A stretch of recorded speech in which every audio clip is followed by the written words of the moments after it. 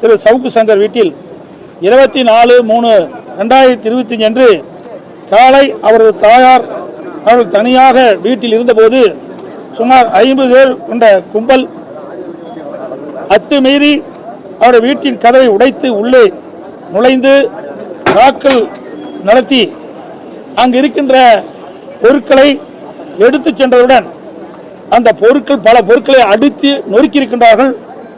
மற்றும் படுக்கரை, சமையலறை, சமையல் பொருட்கள் அனைத்தும் அதை சேதப்படுத்துகின்றார்கள்.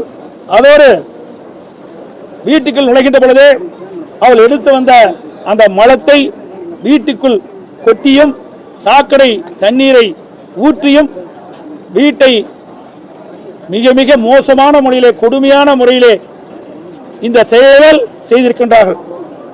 அதை நாங்கள் வன்மையாக ஏற்கனவே கண்டித்திருக்கின்றோம். இப்படி கீழ்த்தரமான செயல் இதுவரை தமிழகத்திலே நடந்த வரலாறு இல்லை. ஜனநாயகத்தின் மீது நம்பிக்கையுள்ள யாரும் இதை சகித்துக் கொள்ள மாட்டார்கள். உண்மையில் இந்த சம்பவம் கொடுமையின் உச்சம், அராஜகத்தின் வெளிப்பாடு. தூய்மை பணியாளர் போர்வையில் இந்த குற்றச்செயலில் ஈடுபட்டவர்கள் மற்றும் இதற்கு பின்னணியில் உள்ளவர்கள் மீது சட்டப்படி கடுமையாக எடுக்க வேண்டும் என்று அப்பொழுது வலியுறுத்தினோம். ஆனால் அரசு நாங்கள் கொண்டு வந்த அந்த தீர்மானத்தை அவையிலே எடுத்துக்கொள்ளவில்லை.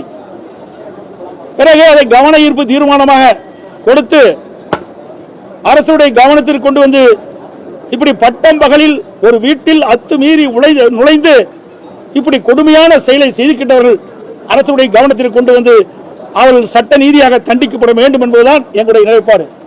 அந்த வகையிலே இதை அரசுடைய கவனத்திற்கு கொண்டு வருவதற்கு எங்களுடைய இயக்கத்தினுடைய சட்டமன்ற அதிமுக எதிர்க்கட்சி துணைத் தலைவர்கள் ஒரு கவன ஈர்ப்பு தீர்மானத்தை கொண்டு கொடுத்தார்.